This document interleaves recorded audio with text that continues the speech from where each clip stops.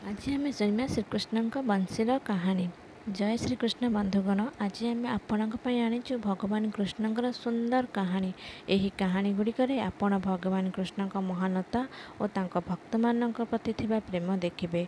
यही कृष्ण कहानी गुड़िकर किछि कहानी अत्यंत आकर्षणीय, बंशीर अन्य कहानी परी, जहाँ सर्वदा भगवान कृष्ण पाखरे रहिला। द्वापर जुगर समय चलता, महाविष्णु तांको अष्टम अवतार रे भगवान श्रीकृष्ण भाव में जन्मग्रहण करथिले। समस्त ईश्वर, सुर और साधु माने शिशुकृष्ण को भेटिया छद्म बेश आसुथिले। यह देखि भगवान शिवंकर मध्य तांको प्रिय प्रभु को भेटिबार इच्छा थिला, किंतु से यह भाभी अटकी गले।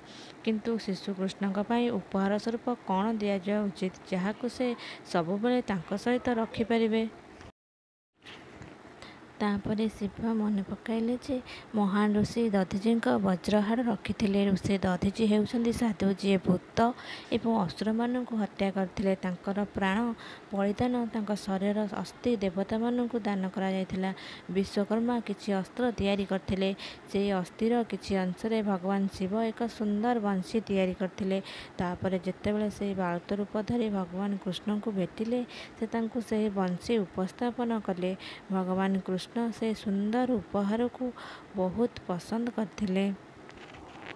भगवान शिव एवं भगवान कृष्ण मध्य थिबा स्नेह देखि से दिन देवता माने भगवान कृष्ण को बंशीवाला नाम रे गौरवान्वित करथिले।